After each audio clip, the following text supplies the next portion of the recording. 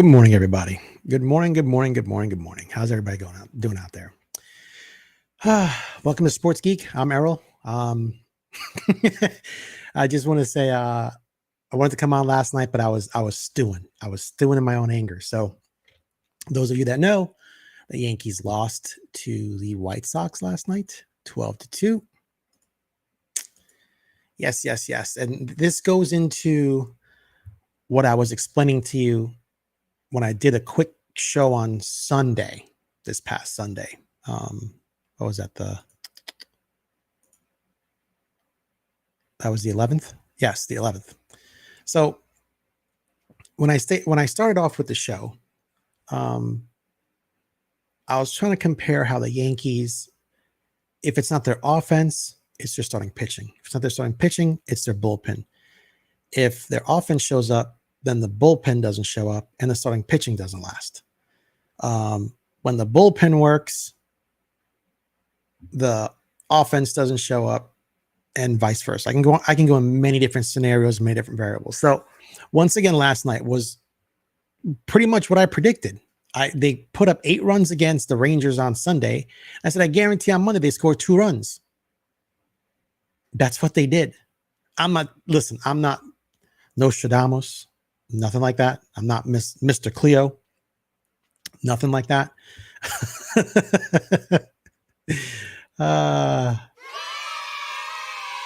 Well, I'm glad you think I'm Mr. Cleo. But the point is that this team, because I can't call them departments, but each section of the roster, whether it's starting pitching, bullpen, or offense, they're not clicking all at once. It's one day you get 10 million runs or 15 runs. Next day you get zip. One day you get 6 innings, no earned runs from your starting staff. Bullpen comes in, locks everything down. Next day, everything blows up again with a starter. So I don't know what they're going to do, because this has me worried. This has me worried that the Yankees just can't seem to get it together. Even with the pieces coming back, even with Clark Schmidt coming back, even with Ian Hamilton coming back, is it really enough? Is it really enough? Right? Even with Nick Birdie coming back, is it enough? Because here's what I'm seeing, and maybe I'm wrong. I'm going to go back to a different era to compare some things, and I shouldn't do this, but I'm going to do it anyway. But let's just say you have a starting pitcher, or any pitcher, even their relievers. Say they throw 98, 95, 100. Okay. Major league batters are so in tune to hitting that fastball. They've got machines that they practice on all the time that they can hit 95, 98, 100. They can do that. So how do you keep them honest? Major professional baseball batters are so good. They're scary. So how do you keep them off balance? Well, one would assume that if you have a pitcher who can throw very hard with velocity, that maybe they'd have something in their repertoire to where they've got something off speed or a breaking pitch or something that can kind of disrupt the hitter's timing, because that's the only way you're going to get a major league professional hitter out. They teach this in school. You have to basically disrupt their timing. So if you're throwing hard, next thing those come in less velocity or something that has a break to it, right? Or a lot of movement across the horizon or vertical up or down movement. So you have to have that. So what I'm seeing here, I can't really blame Louis Hill a lot. I mean, I guess he pitched 4 innings. Let's see what he did here. Give me 1 second. Let's see what he did here. Share.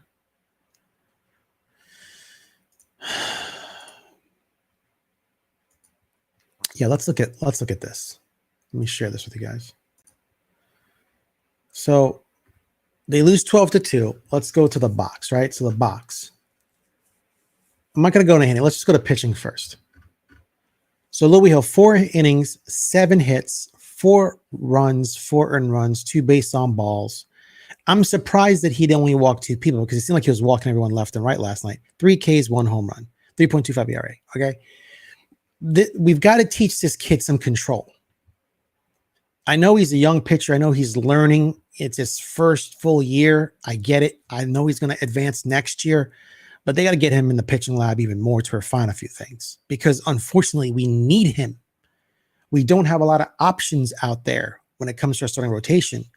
Carlos Rodon's pitched better. Told you he's giving me a big bag of shut the F up, which is good. I want him to perform.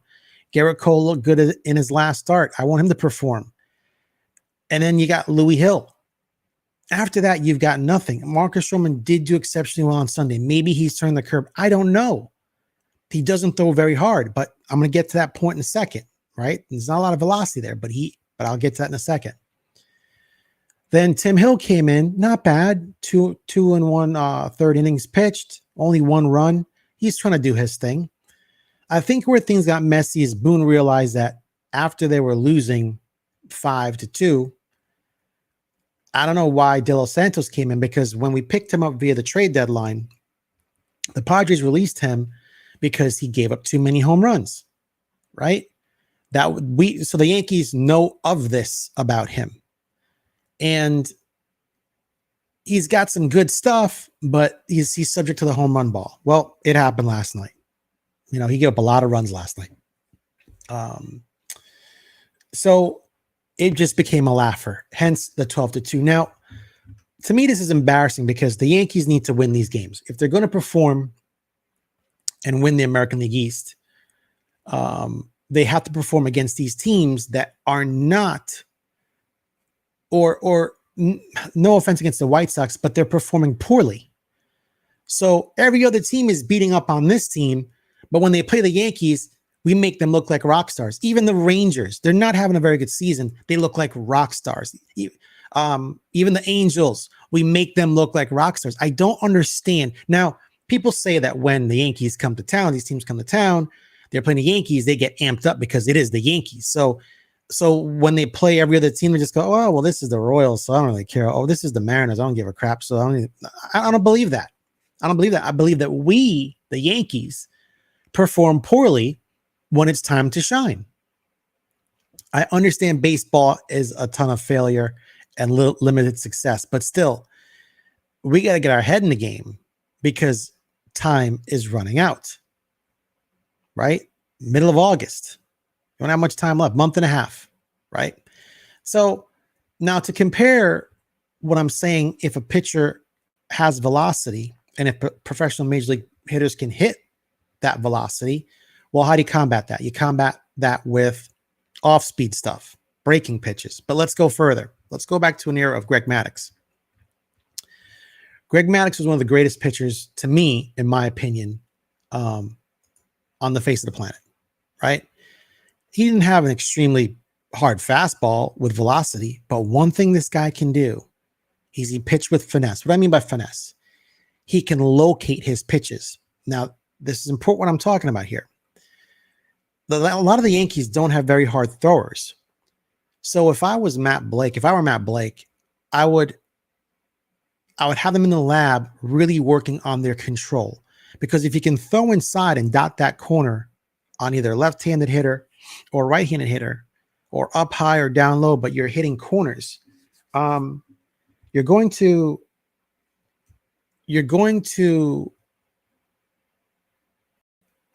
generate a more positive outcome. And what I mean by this is an inside pitch is really difficult to hit. Some hitters can pull their hands in and think about this. If your swing is to swing the bat and you want to extend your arms or just have everything leveled, think about this when the pitch is on the inside with deception. Maybe it's on the line, maybe it's a little bit further in, but it looks like it's going to be on the line. You have to really pull your hands in so you're not getting much on the ball. Now, listen, a lot of balls are dropping left and right yesterday, but to give the credit to the White Sox, they were getting good hits. They were getting phenomenal hits off of us. And it looked bad. It looked seriously bad. So what I'm saying is if Greg Maddux can pitch with finesse, maybe our guys should be doing that in the pitching lab as well. Since we don't have like a la Mark Leiter Jr., right? He doesn't throw very hard. You know, Tim Hill, any one of the pitchers that don't throw excessively hard, you've got to have control. And if you control where you want the ball all night long, Austin Wells calling for the ball in different areas, and Louis Hill was throwing it. He was wild. He was wild. And when you're wild, you get walks. And when you get walks, you get people on base, or you give up certain hits when the pitcher shouldn't be where they are, or something gets hung up over the plate. It's going to get crushed. So I would recommend something like that. And I'm sure the Yankees know this. They're not listening to me. I'm just saying, like, in order to get your pitchers on a more positive outcome, these guys got to start practicing with their control. Control. Dot that line, dot the corner. Because if they're not going to overwhelm you with 101 or 102, you know, not many hitters can hit that. But, you know, you've got to figure something out, because right now the pitching isn't working. Let's go to the offense. Let's go back to the offense. These guys make me laugh. Okay, so let's look at what everybody did. Verdugo, 3 bats, 1 run, no hits, 2 base on balls. Okay, so he walked. Soto, 3 walks. Judge doing his thing as usual. Stanton, 1 for 5. Okay. Wells, 1 for 4. Torres, 1 for 4. Chisholm, 2 for 3. He might be injured, by the way. This guy plays with a lot of heart. You know, he gets a bad rap. I mean, this guy, since he's come over, I think he's batting like 296. What's he batting? Last 7 games, 333, the 704 OPS. That's pretty good, man. Last 7 games. Okay. Not bad. So he's doing his thing. He hasn't, you know, 2024 season, 257, 328, 773, 20 home runs. And the guy plays with hustle. He plays with heart. You see, he's trying to do his very best. And, you know, he's getting voted for like most overrated player. I mean, what player votes for other players to be overrated? Like, what kind of bunch of dickheads do that shit?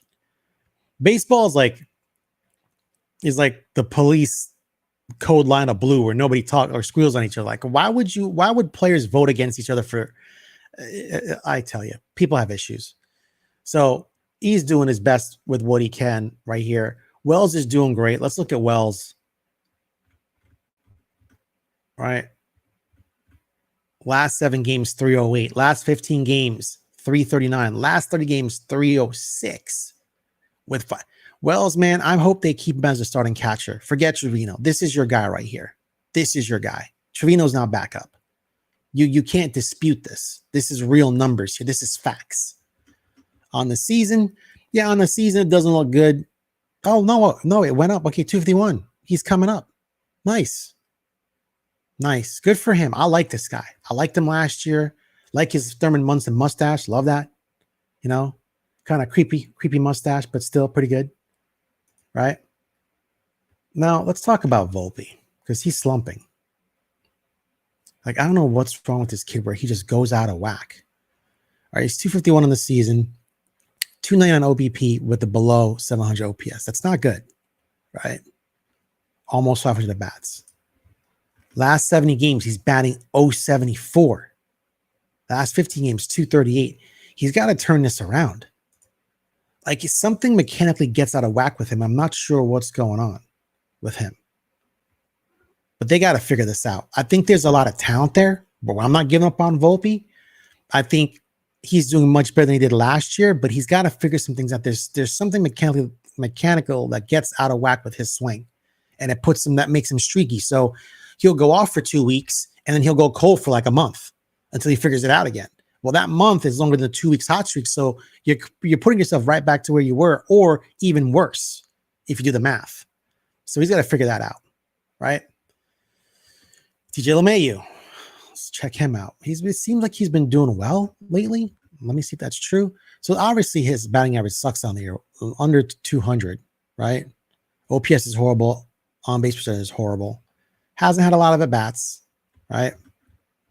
Last 7 games, he's hitting 304. Last 15 he's hitting 257. That's not bad. So there's some turnaround going on here, right? in these 58 games right here. So that's good, right? Slugging's getting better. So there's some hope there. There's some promise. And you guys probably can't see what I'm showing. Yeah, it doesn't pop up like that. Damn it. I'm not going to show it. It's too late. But anyway, I'm reading from MLB.com. You guys can find this on MLB.com. It shrunk up on my other screen, so I apologize for that.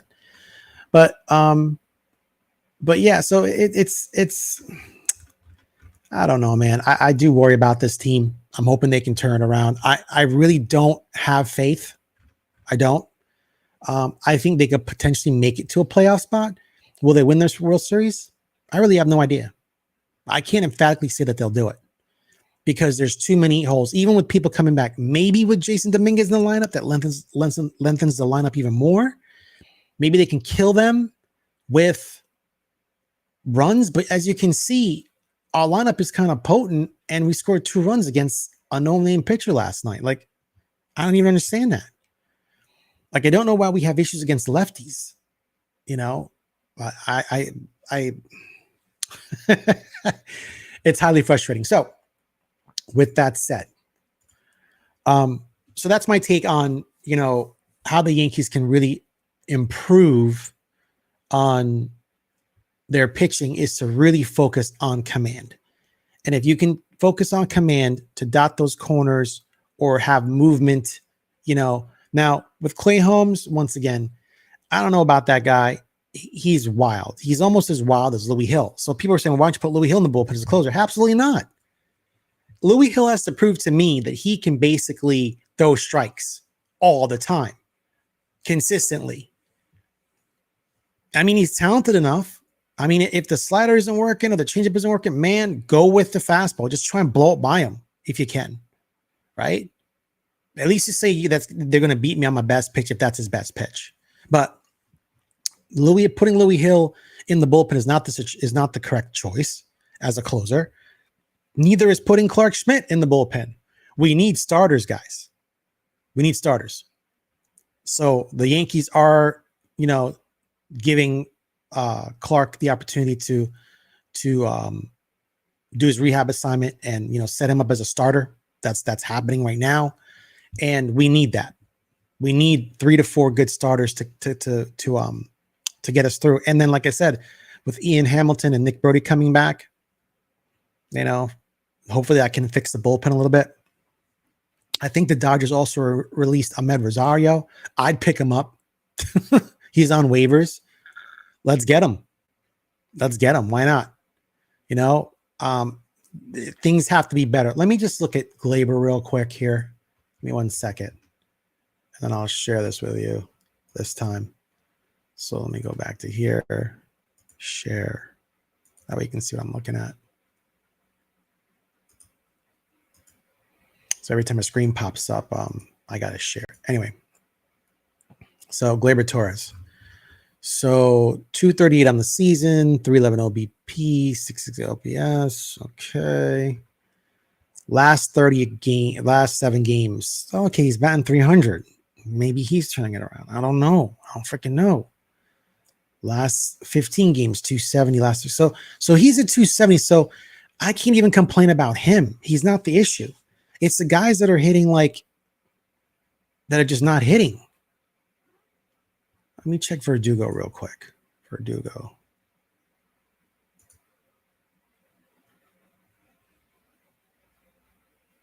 Let me see.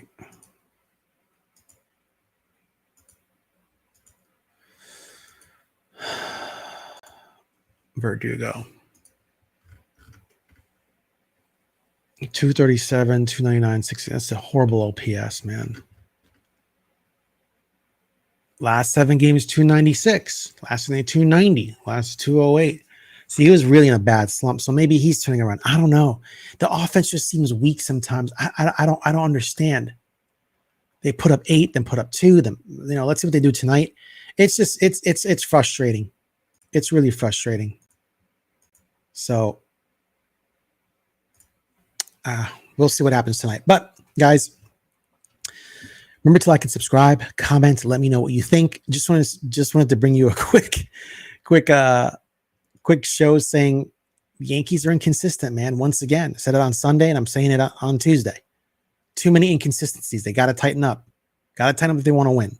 So once again, thank you for watching. Remember to like and subscribe. I'm Errol from Sports Geek. I'll see you later. Peace out and have a great day. Talk to you soon, guys. Peace.